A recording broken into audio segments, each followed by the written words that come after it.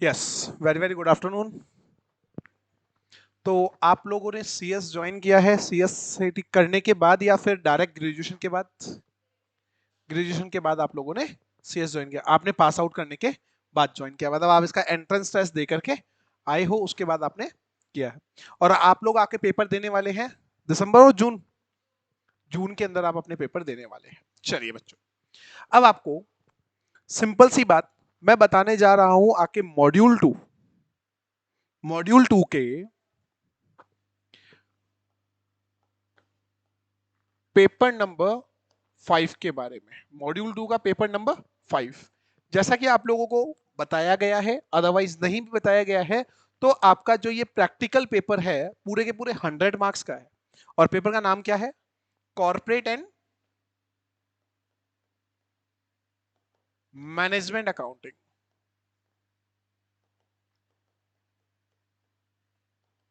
Paper का नाम क्या है? Corporate and management accounting. और ये पेपर है कितने नंबर का? पूरा का पूरा नॉर्मल सी बात है, 100 मार्क्स का पेपर होगा ही होगा। सबसे अच्छी बात क्या है, और कुछ बुरी बात भी है। सबसे अच्छी बात, ये पेपर है एमसीक्यू बेस्ड। ये पूरा का पूरा पेपर जो आपका है वो किस बेस का है? वो पूरा का पूरा पेपर है आपका एमसीक्यू बेस। एमसीक्यू बेस का मतलब क्या हुआ? आपके कितने नंबर ऑफ क्वेश्चंस आएंगे? 100 क्वेश्चन आएंगे, और ईच क्वेश्चन 1 मार्क का। ठीक है, चलो अब इसके टॉपिक का मैं डिस्कशन करूं उससे पहले मैं मेरे बारे में क्लियर कर देता हूं। My self CS Dilip Chenani. CS की बात करूं, सीएस मैंने कंप्लीट किया था 2015, 25 अगस्त 2015, जो इसके रिजल्ट की एग्जैक्टली डेट्स होती हैं। तो उस अकॉर्डिंग 2015 में मैं सीएस कंप्लीट कर चुका हूं। देयर आफ्टर तब से मैं हूं टीचिंग एरिना में, and more than 6 year as a professional experience है। आप लोग पढ़ रहे हो ज्ञान सागर क्लासेस के अंदर, तो जो कि अगर मैं फील्ड एक्सपर्ट की बात करूं तो सीए, सीएमए और सीएस तीनों फील्ड के अंदर एकदम expert with the expertise subject faculties. आप लोगों को कुछ फायदा है? कुछ नहीं, ओवरऑल फायदा है। ऐसा नहीं है कि एक सब्जेक्ट पर्टिकुलर एक ने ले लिया तो कंटिन्यूसली, क्योंकि हर सब्जेक्ट के अंदर एक पर्टिकुलर पर्सन क्या रहता है? एक्सपर्ट रहता है, ऑलराउंडर होते हैं। बट जैसे मैं बात कर रहा हूं कॉर्पोरेट एंड मैनेजमेंट अकाउंटिंग की, तो यहां पे आपकी जो कॉर्पोरेट अकाउंटिंग है, कौन सी अकाउंटिंग की बात कर रहा हूं? कॉर्पोरेट अकाउंटिंग, ये है आपकी 60 मार्क्स की। उसके बाद कौन सी अकाउंटिंग है? Management accounting. ये डील करता है आपके 40 मार्क्स। और लग रहा है केवल दो सब्जेक्ट है, दो टॉप, कि एक 60 मार्क्स वाला पार्ट है हमारा, और दूसरा कौन सा पार्ट है हमारा? 40 मार्क्स वाला। ठीक है, तो पहले एक बार इसके पार्ट 2 के बारे में मैं आपसे बात करूंगा। पार्ट 2, ठीक है। पार्ट 2 मैंने बताया कौन सा वाला पार्ट है? Management accounting.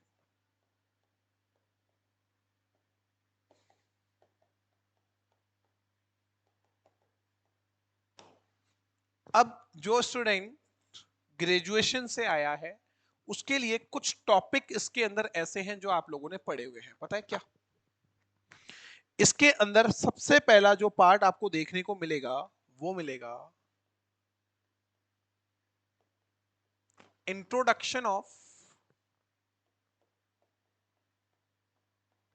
Cost accounting. तो जिसने बीकॉम, अगर आप बीकॉम कर रहे हैं या क्या कर रहे हैं? क्या कर रहे हैं? बीकॉम हो गया, कंप्लीट हो गया, तो बीकॉम सेकेंड ईयर के अंदर हम लोग पढ़ते हैं कॉस्ट अकाउंटिंग के बारे में। उसका इसके अंदर आपको पूरा का पूरा क्या मिलेगा? इंट्रोडक्शन मिलेगा। इंट्रोडक्शन के साथ साथ जो कॉस्ट अकाउंटिंग होती है, कॉस्ट अकाउंटिंग को करने के हमारे कुछ मेथड्स होते हैं, और कुछ क्या होती है? टेक्निक्स होती हैं। उनके बारे में कुछ पार्ट आपको दिया हुआ है। ठीक है, मतलब अगर मैं मैनेजमेंट अकाउंटिंग की बात कर रहा हूं, मैनेजमेंट अकाउंटिंग का जो मेरा फर्स्ट पार्ट है उसके अंदर पूरा का पूरा किसके बारे में दिया हुआ है, कॉस्ट अकाउंटिंग के बारे में दिया हुआ है। और कॉस्ट अकाउंटिंग के अंदर हमें क्या क्या पढ़ने को मिलेगा, कॉस्ट अकाउंटिंग के अंदर कॉस्ट अकाउंटिंग के मेथड्स और कॉस्ट अकाउंटिंग की कुछ टेक्निक्स हम लोगों को पढ़नी है। साथ में अगर मैं बी पॉइंट पे आता हूं तो बी पॉइंट में हम लोगों को पढ़ना पड़ेगा कॉस्ट अकाउंटिंग रिकॉर्ड्स। क्या पढ़ना पड़ेगा बी पॉइंट पे, कॉस्ट अकाउंटिंग रिकॉर्ड्स। नॉर्मल सी बात है, हम लोग अकाउंट्स को रखते हैं, तो अकाउंट्स को कैप्ट करने के कुछ अकाउंटिंग स्टैंडर्ड बने हुए होते हैं अकाउंटिंग स्टैंडर्ड पढ़ के आए हैं 12 11 12 में हम लोग पढ़ते हैं, तो उसके अंदर हम लोग पढ़ते हैं अकाउंटिंग स्टैंडर्ड्स के बारे में। तो जब हम लोग कॉस्ट की बात करते हैं तो हमारा जो ICAI, इन लोगों ने क्या कर रखे हैं, ICMAI, इन लोगों ने कॉस्ट को कैप्ट करने के लिए भी क्या बना रखे हैं, कॉस्ट अकाउंटिंग स्टैंडर्ड्स। क्या बना रखे हैं, कॉस्ट अकाउंटिंग स्टैंडर्ड। उसके बिहाफ पे कॉस्ट जो है उसको किस अकॉर्डिंग रिकॉर्ड करनी है उसकी डिटेल दे रखी है, वो भी हमें इसके अंदर पढ़ना है। फिर हम लोगों को पढ़ना है अलग से एक चैप्टर का डिस्कशन दे रखा है जिसका नाम है, जस्ट अ सेकेंड,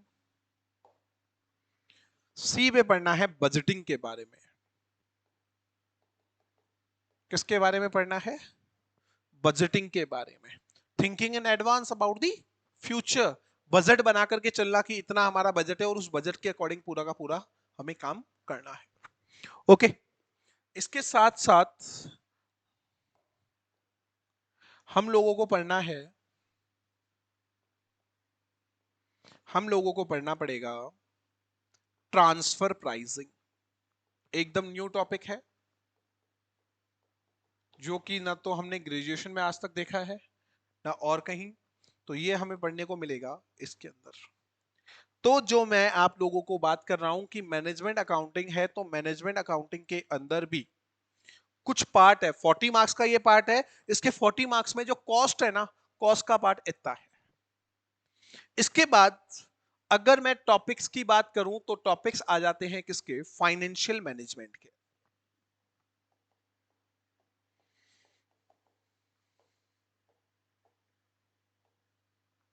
किसके आ जाते हैं, फाइनेंशियल मैनेजमेंट के। फाइनेंशियल मैनेजमेंट की मैं बात करूं तो आपको उसमें देखने को मिलेगा सबसे पहले रेशो एनालिसिस। क्या पढ़ने को मिलेगा सबसे पहले, रेशो एनालिसिस। जो आप अगर आपने 12th पास किया है कॉमर्स के थ्रू तो उसके अंदर भी आपको देखने को मिलता है, लेकिन यहां पे इसका पूरा का पूरा हमें कौन सा वर्जन देखने को मिलता है, फुल्ली अपडेटेड। वहां पे आपने नॉर्मल 12th लेवल तक के क्वेश्चन किए हैं और इसके अंदर आपको काफी सारे लॉन्ग क्वेश्चन करने होते हैं। क्लियर। उसके बाद आपको करना है वैल्यूएशन ऑफ एसेट्स। ये एक अलग से चैप्टर है हमारे CS एग्जीक्यूटिव पेपर नंबर 5 के अंदर जिसका नाम है वैल्यूएशन ऑफ एसेट्स। आप लोगों ने पढ़ा है कि एसेट्स कितने तरीके की होती है, दो तरीके की होती है, एक होती है टेंजिबल, एक होती है इंटेंजिबल। ठीक है, तो जो इंटेंजिबल एसेट्स होती हैं उनमें शेयर्स भी आते हैं, उसके अंदर गुडविल भी आती है, उसके अंदर ह्यूमन रिसोर्स भी आता है, आते हैं। तो उन सभी का एक कंपनी के पॉइंट ऑफ व्यू से आखिर कैलकुलेशन कैसे किया जाएगा, वो सारा का सारा हमें देखने को मिलेगा कौन से चैप्टर के अंदर देखने को मिलेगा, वैल्यूएशन ऑफ एसेट्स। ठीक है, इसके बाद हमें पढ़ना पड़ेगा एक टॉपिक है जिसका नाम है शेयर बेस्ड पेमेंट्स। शेयर के बिहाफ पे जो पेमेंट किए जाते हैं आखिर उसकी अकाउंटिंग कैसे की जाए, आखिर उसकी अकाउंटिंग कैसे की जाए, उसके लिए अलग से एक चैप्टर दे रखा है हमारे सिलेबस के अंदर मैनेजमेंट अकाउंटिंग में। नॉर्मल सी बात है, सारी चीजों को हमें क्या करना है, मैनेज करना सीखना है। तो मैनेजमेंट के एक कंपनी के पॉइंट ऑफ व्यू से जितने भी बेस्ट टॉपिक्स हो सकते हैं वो सारे आके सिलेबस कंटेंट के अंदर दे रखे हैं। They want to make you an expert. आपको क्या बनाना चाहते हैं, एक्सपर्ट। ऐसा कुछ नहीं है कि केवल थियोरटिकल पार्ट है, इसके अंदर काफी सारा प्रैक्टिकल पार्ट है, क्योंकि एज अ सीएस जैसे ही आप सीएस बनने के लिए जाते हैं तो आपको कंपनी के लिए डिसीजन लेना है कि इस प्रोजेक्ट के अंदर मैं इन्वेस्टमेंट करूं या फिर ना करूं। अब जब तक आपको यही नहीं पता कि उस प्रोजेक्ट के अंदर कितनी कॉस्ट लग रही है, उनके क्या रेशो बन करके आ रहे हैं, उनके क्या डिफरेंट डिफरेंट तरीके के पेमेंट बन करके आ रहे हैं, कितना पेमेंट अभी करना चाहिए और कितना पेमेंट हमें नहीं करना चाहिए, तो ये सारा काम एक सीएस को करना पड़ेगा ना। रोल है कंपनी के अंदर, कंपनी के अंदर एज अ की पर्सन का रोल प्ले करता है सीएस, करता है। तो ये केवल नहीं है कि केवल सिग्नेचर करने के लिए, आपको सारे प्लान्स का क्या करना पड़ेगा, एनालाइज करना पड़ेगा। आप अगर किसी कॉस्ट कंपनी के अंदर जा रहे हो, किसी चीज की वो मैन्युफैक्चरिंग कर रही है, तो मैन्युफैक्चरिंग करते टाइम पे नॉर्मल सी बात है, वो क्या करेगा, प्रोडक्ट की कॉस्ट का एस्टिमेशन करवाएगा कि ये प्रोडक्ट मुझे बनाना है या फिर नहीं बनाना है। तो उस पर भी तो आपके डिसीजन लिए जाएंगे ना कि ये प्रोजेक्ट हमारे लिए प्रॉफिटेबल है या फिर नहीं है। इसलिए वो डिफरेंट डिफरेंट टाइप के आपसे क्या करवाता जाएगा, कैलकुलेशन करवा रहा है। इसलिए आपके सिलेबस कंटेंट के अंदर इसको भी दे रखा है। बात करें इसके आगे, नेक्स्ट टेबल ऑफ कंटेंट की अगर मैं बात कर रहा हूं तो इसके अंदर आपको दिया हुआ है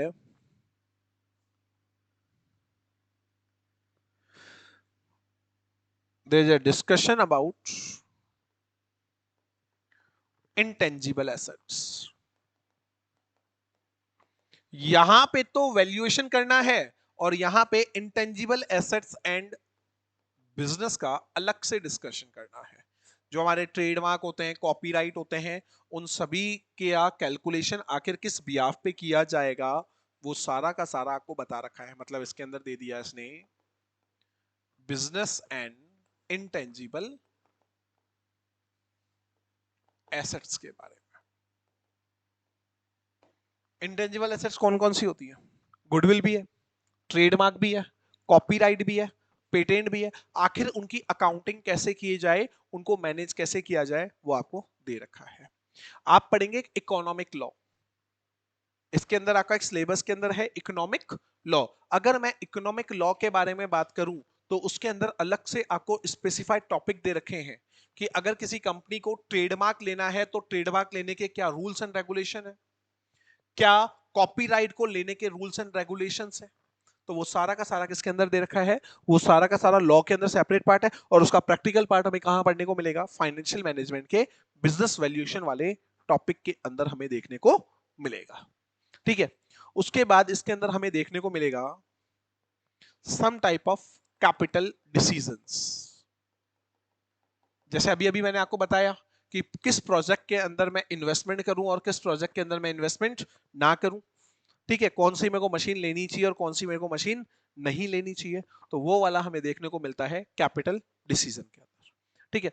तो जो मैं आप लोगों से बात कर रहा हूं पेपर नंबर 5 की, पेपर नंबर 5 के जो पार्ट नंबर कौन सा है, 2 पार्ट है, जित तो कितने नंबर का है, 40 मार्क्स का जो पार्ट है उसके अंदर हम लोग इंक्लूड करते हैं दो चीजों को। एक तो कॉस्ट अकाउंटिंग को इंक्लूड करते हैं, दूसरा किसको इंक्लूड करते हैं, फाइनेंशियल मैनेजमेंट को। दोनों को कंबाइन करके ये कितने मार्क्स का आता है, 40। एग्जैक्टली नहीं बोल सकते कि कहां से कितने नंबर का क्वेश्चन आएगा, but what are the topics we have to discuss, ये सारे टॉपिक हमें डिस्कस करना है। एक बार नोट कर लीजिए इसको, फिर अपन चलते हैं आगे।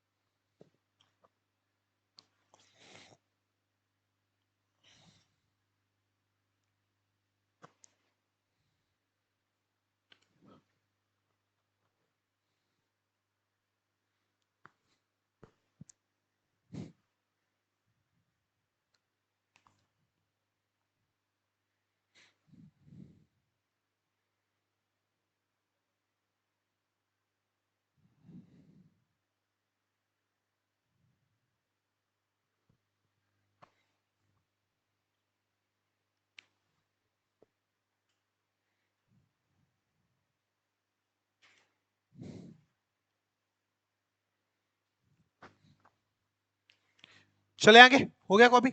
चलिए, तो बच्चों आज हम लोग स्टार्ट करने जा रहे हैं हमारा पहला टॉपिक जिसका नाम है कॉस्ट अकाउंटिंग के बारे में। किसके बारे में पढ़ने जा रहे हैं? कॉस्ट अकाउंटिंग के बारे में।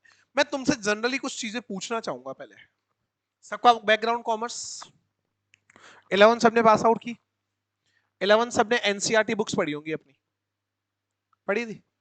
11 की बुक जब आपको दी गई, चैप्टर नंबर 2 था, उसके अंदर लिखा हुआ था types of accounting, how many type of accounting. तो उसके अंदर एक टेबल बनी हुई थी, टेबल के अंदर चार्ट में दे रखा था 3 type of accounts are there, financial accounting, cost accounting और मैनेजमेंट अकाउंटिंग, दे रखी थी।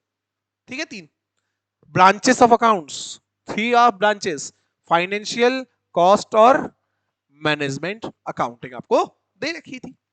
अभी जो हम लोग पढ़ रहे हैं वो पढ़ रहे हैं मैनेजमेंट अकाउंटिंग। तो मैनेजमेंट अकाउंटिंग को उसने 2 पार्ट में बांट दिया, एक तो कॉस्ट वाला पार्ट और एक फाइनेंस वाला पार्ट। बट मुझे एक छोटी सी बात बताओ, इनोवेशन जो होता है क्यों होता है? नीड के अकॉर्डिंग। हिंदी का बहुत बड़ा फेमस डायलॉग है, आवश्यकता आविष्कार की जननी है। पढ़ के आए होगे ये चीज, कभी सुनिए हिंदी में मुहावरे लोकोक्तियां, उसके अंदर क्लियरली है आवश्यकता आविष्कार की क्या है, जननी। कि हमें किसी चीज की नीड होगी ना, तो ऑटोमेटिकली किसी नई चीज का क्या कर दिया जाता है, इनोवेशन कर दिया जाता है। तुम लोग अकाउंटिंग पढ़ के आ रहे थे, फाइनेंशियल अकाउंटिंग पढ़ी 11th में 12th में, तो कभी क्या आप लोगों ने सोचा कि आखिर ये कॉस्ट अकाउंटिंग क्यों बनी? आपने ग्रेजुएशन किया, फर्स्ट ईयर के अंदर कॉर्पोरेट अकाउंटिंग पढ़ ली, सेकंड ईयर के अंदर सीधा देखने को मिली कॉस्ट अकाउंटिंग, देखने को मिली कॉस्ट। 12th तक पास करके आए, फाइनेंशियल अकाउंटिंग पढ़ रहे थे, सर ये कौन सी अकाउंटिंग लिख दी, कॉस्ट अकाउंटिंग क्या होती है हमें पता ही नहीं। भाई नॉर्मल सी बात है, हर चीज का क्या होता है, ऑब्जेक्ट होता है। सीएस कर रहे हो, आपके कोई ऑब्जेक्ट है, अगर आपका ऑब्जेक्टिव उस चीज से फुलफिल नहीं हो पाएगा तो नॉर्मल सी बात है आप न्यू साइड जाओगे या उसी पे स्टिक रहोगे, नॉर्मल सी बात है, न्यू स्टिक। तो ऐसे ही अकाउंटिंग के अंदर जो अकाउंटिंग आप लोग आज तक पढ़ करके आए और जो उस अकाउंटिंग को यूज कर रहा है, उसके कुछ ना कुछ ऑब्जेक्टिव होंगे, उसके कुछ ना कुछ ऑब्जेक्टिव होंगे। वो ऑब्जेक्टिव नॉर्मल अकाउंटिंग से पूरे नहीं हो पाए होंगे, इसलिए उसने कौन सी अकाउंटिंग का इवोल्यूशन कर दिया, कॉस्ट अकाउंटिंग। तो ऐसे कौन से रीजन थे जिससे हमने कौन सी अकाउंटिंग बनाई, कॉस्ट अकाउंटिंग। अगर इन रीजन को जानना है तो पहले पुरानी वाली अकाउंटिंग के रीजन को जानेंगे। चलो मुझे आप लोग बताओ, बताना आपको ही है कि जो नॉर्मल अकाउंटिंग आप लोग कर रहे हो, जो आप लोग कर नहीं रहे हो, जो आप नॉर्मल अकाउंटिंग पढ़ करके आए हो, इस अकाउंटिंग के अंदर इसके क्या ऑब्जेक्टिव थे? Why a person making some accounts? Because of checking the profit और लॉस। सबसे पहला ऑब्जेक्टिव यही होता है ना, कि मुझे क्या करना है, मुझे मेरे प्रॉफिट और लॉस का पता लगाना है। फिर बच्चा आप बोल रहे थे कि सर फाइनेंशियल पोजीशन का पता करना, यही बोलना चाह रहे थे ना, हमारे बिजनेस की फाइनेंशियल पोजीशन का पता करने के लिए हम लोग अकाउंट्स बनाते हैं। मैंने कहा ओके नो प्रॉब्लम, बना लो। फिर इधर से हमारा एक बच्चा, अच्छा हमारे कुछ ऑनलाइन बच्चे कह रहे हैं कि सर हमारे बिजनेस की कैश पोजीशन को चेक करने के लिए भी हम लोग क्या करते हैं, अकाउंटिंग। सही कह रहे हो भैया? तो बिजनेस की क्या पता करने के लिए, कैश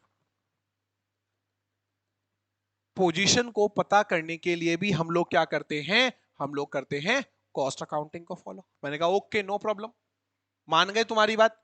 तो ये तो बताओ कि कॉस्ट अकाउंटिंग, अकाउंटिंग प्रॉफिट और लॉस को बनाने के लिए क्या किया जाता है, क्या बनाया जाता है, पी एंड एल अकाउंट।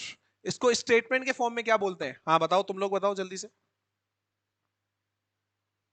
हाँ बेटा सही कह रहे हो, हम लोग बनाते हैं इनकम स्टेटमेंट। क्या बनाते हैं, इनकम स्टेटमेंट, ठीक है। और फाइनेंशियल पोजीशन को पता करने के लिए क्या बनाते हैं? बैलेंस शीट बनाते हैं ना।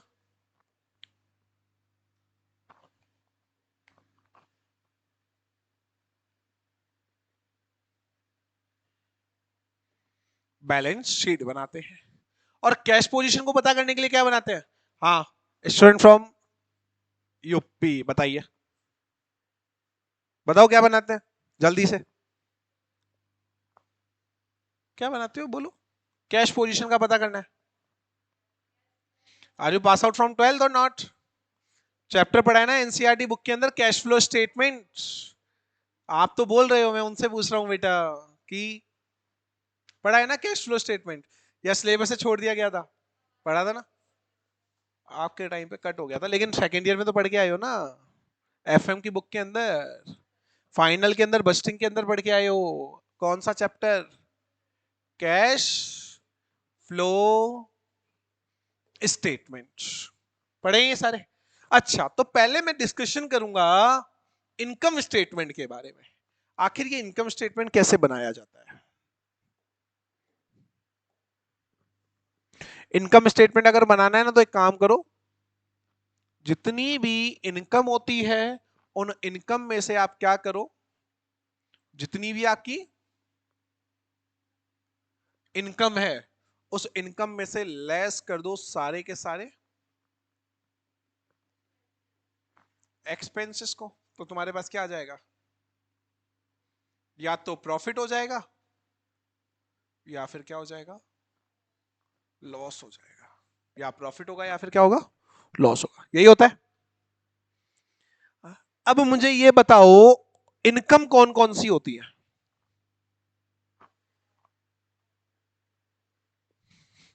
How many types of income in accounting? Accounting के अंदर अगर मैं इनकम के बारे में बात करूं तो इनकम होती है दो तरीके की। मैं आप लोगों को पढ़ा रहा हूं यहाँ पे, मेरा पूरा दिन काम है पढ़ाने का, तो मैं पढ़ा रहा हूं, आपको सर्विसेज दे रहा हूं, सर्विसेज के बदले आपसे क्या लेता हूं? फीस लेता हूं। ठीक है, तो ये मेरी बिजनेस की इनकम हुई या नॉन बिजनेस इनकम हुई? और कोई काम नहीं करता मैं, ये मेरा प्रोफेशन है, प्रोफेशन से जो मैंने आ रही है इनकम फ्रॉम प्रोफेशन हो गई, सर्विसेज प्रोवाइड करने से। और दूसरा मतलब इनकम फ्रॉम प्रोफेशन की भी बात करूं तो बिजनेस इनकम ही कहलाएगी ना एक तरीके से वो। या तो गुड्स को बेच दूं, या लोगों को क्या प्रोवाइड करवा दूं? सर्विसेज प्रोवाइड करवा दूं। तो मतलब इनकम को दो कैटेगरी में मैं अगर डिवाइड करता हूं, तो उसके अंदर दो कैटेगरी के अंदर जो इनकम आती है, एक तो होती है बिजनेस इनकम, और दूसरी कौन सी होती है? Non business income. Business income कौन सी होती है? बिजनेस इनकम भी दो तरीके से बताइए आपने मेरे को, कौन कौन सी? या तो गुड्स से रिलेटेड करेगी, या जो मैं काम कर रहा हूं आपको पढ़ा रहा हूं तो किससे रिलेट करेगी? सर्विसेज से। अब सर्विसेज के अंदर क्या क्या आ सकता है? एजुकेशन हो सकता है, क्या हो सकता है? हेल्थ से रिलेटेड, और ट्रांसपोर्ट हो सकता है, और कम्युनिकेशन से इनकम अर्न हो सकती है। क्या बात है, मतलब इन चीजों से सर्विसेज के थ्रू इनकम मिलती है। और इसके अंदर अगर इनकम करनी है तो सेल ऑफ गुड्स कर दो तो इनकम मिल जाएगी, खत्म। नॉन बिजनेस इनकम कौन सी होती है जो हमारे बिजनेस से रिलेट नहीं करती? एग्जांपल दे सकते हो? बोलो, यस यू ऑल।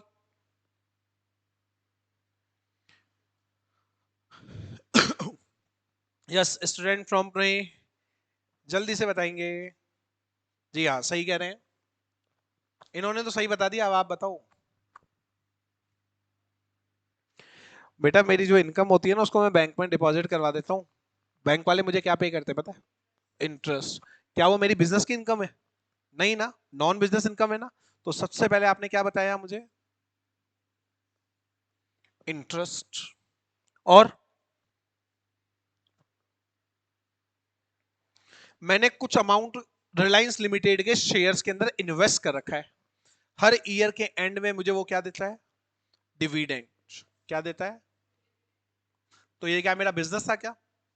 नहीं था ना। और मैंने मेरी प्रॉपर्टी रेंट पे दे रखी है, वहां से रेंट रेगुलर आता रहता है। Rent receipt. तो इस तरीके से मेरी इनकम जो है, उस इनकम को मैंने कितनी कैटेगरी में बांट रखी है? मैंने उसको दो कैटेगरी में बांट रखी है, एक बिजनेस इनकम, दूसरी कौन सी इनकम? Non business income. एक तो रिलेट करती है गुड्स से, दूसरी रिलेट करती है सर्विसेज के साथ। बात क्लियर? ऐसे ही क्या होती है हमारी,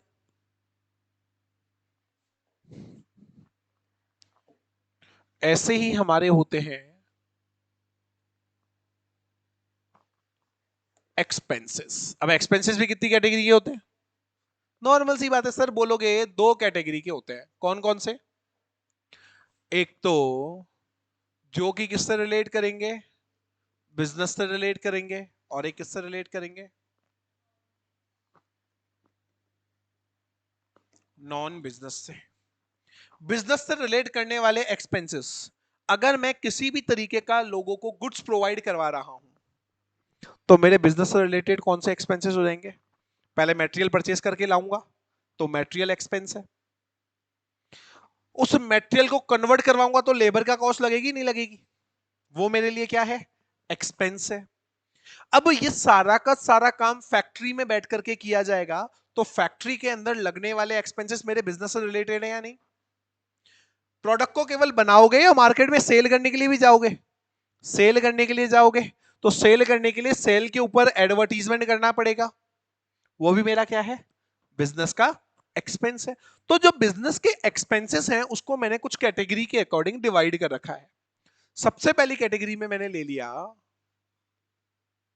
मटेरियल, सेकंड कैटेगरी में मैंने ले लिया लेबर को पेमेंट। फिर कुछ खर्चे कहां पे किए जाते हैं अलग से?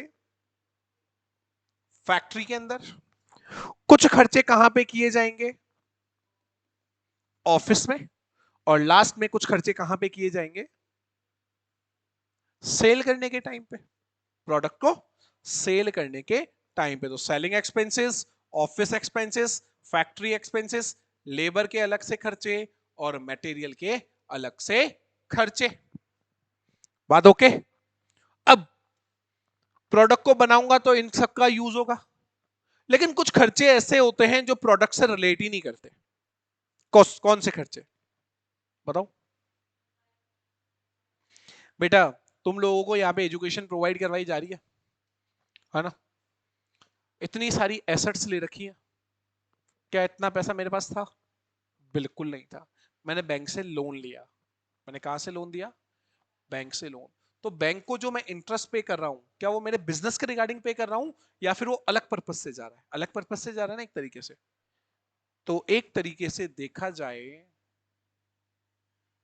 इंटरेस्ट ऑन कैपिटल का जो खर्चा होता है वो कौन सा खर्चा होता है? नॉन बिजनेस एक्सपेंस होता है। साथ में सैलरी। बोलोगे सर सैलरी कैसे हुआ नॉन बिजनेस?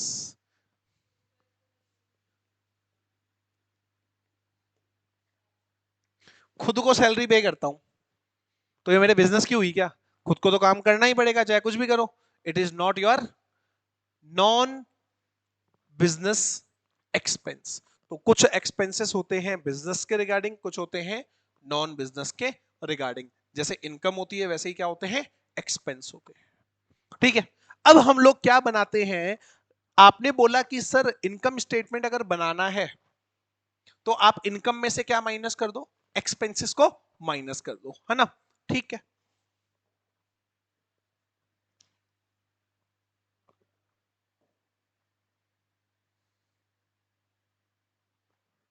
सबसे पहले हम लोग क्या लिखते हैं? सेल्स। सेल्स में से हम लोग माइनस करते हैं, किसको माइनस करते हैं?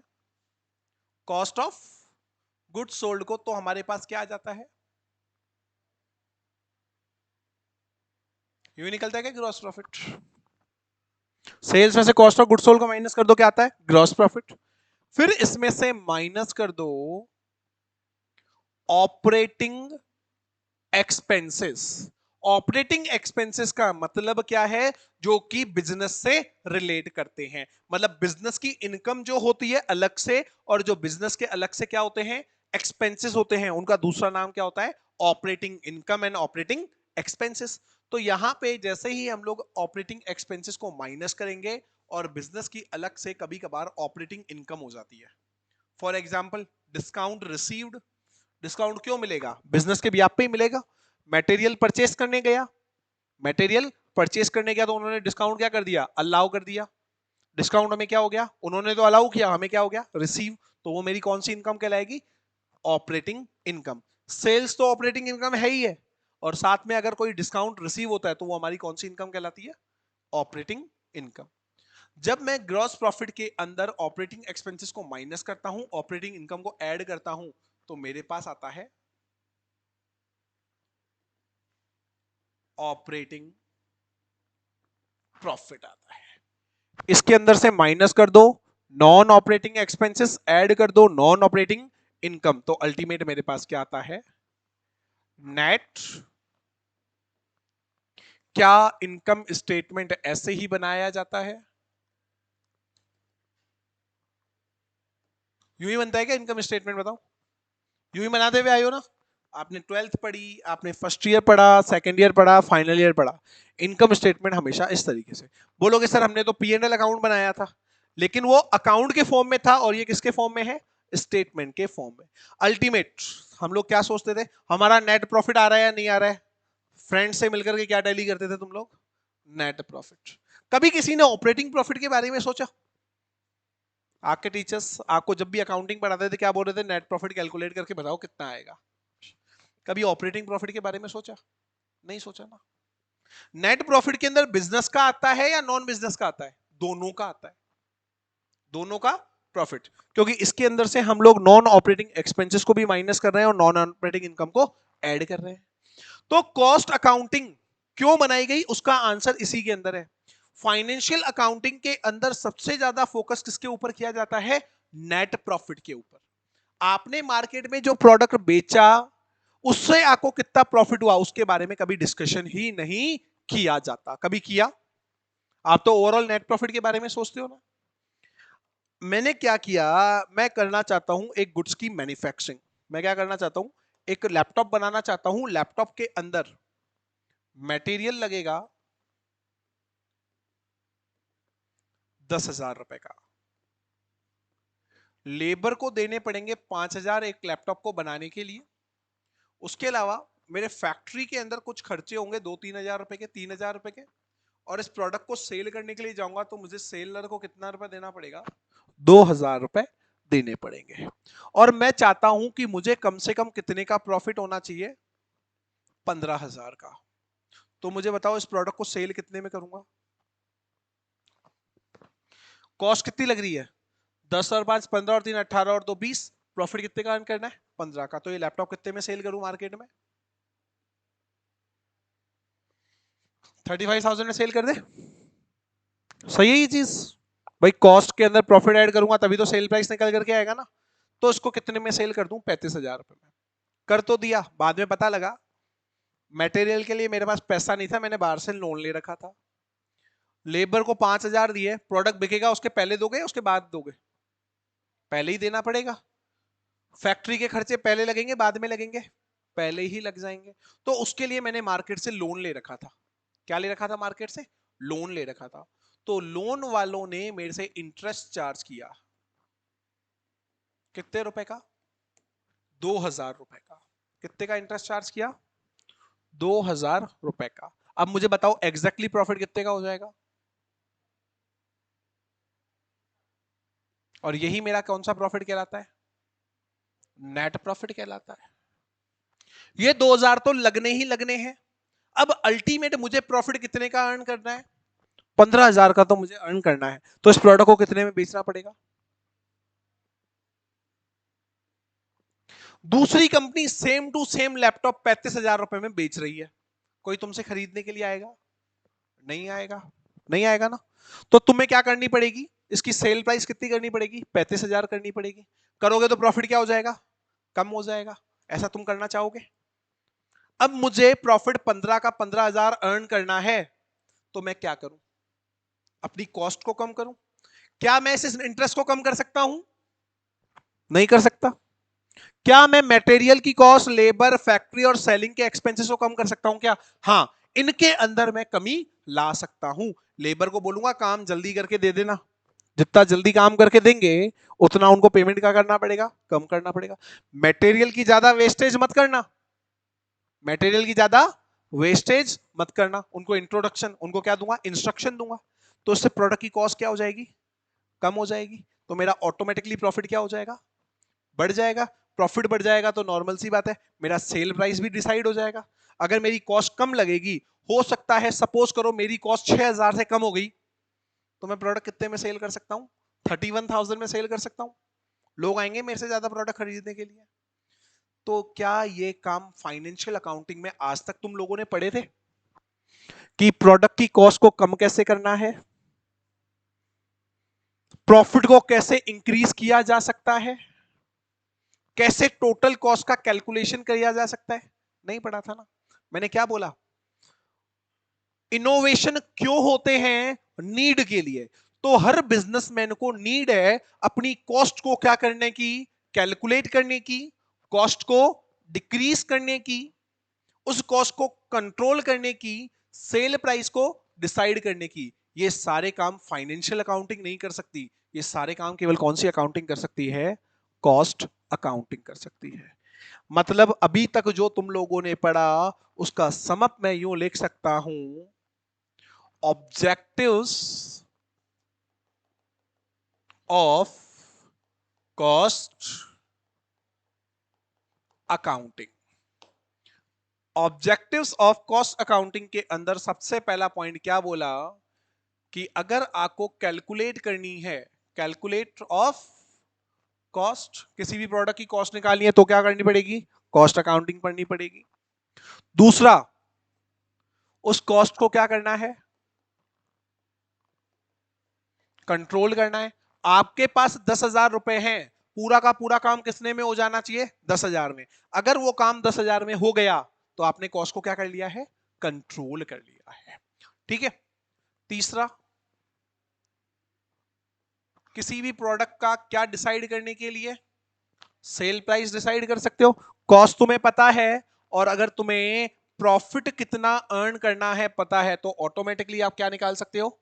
सेल प्राइस क्या कर सकते हो? डिसाइड कर सकते हो। कर सकते हो।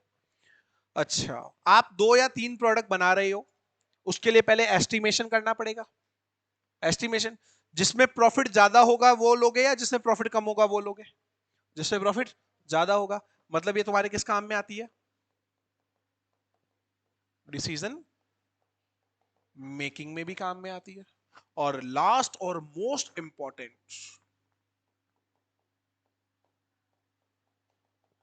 Cost reduction. अब बोलोगे सर कॉस्ट कंट्रोल और कॉस्ट रिडक्शन के अंदर क्या फर्क है? आपको बोला गया 10,000 रुपए लो और इस काम को 10,000 रुपए के अंदर अंदर क्या कर देना? कंप्लीट कर देना। तब तो होता है कॉस्ट का कंट्रोल। लेकिन वही काम सेम क्वालिटी का, सेम क्वांटिटी का अगर 8,000 में करवा दिया जाए तो आपने कॉस्ट को क्या कर दिया? रिड्यूस। मतलब कॉस्ट को कम करना और सेम क्वालिटी बनी रहे और सेम क्वांटिटी बनी रहे, तो उसके लिए हम क्या करते हैं? कॉस्ट को रिड्यूस करना कहते हैं। बात clear? These are the main objectives, जो ऑब्जेक्टिव हम लोग फाइनेंशियल अकाउंटिंग के अंदर कभी भी पूरे नहीं कर सकते। ओके, नोट करेंगे और आज की सभा यहीं पे हम लोग समाप्त भी करेंगे। नोट कर लीजिए।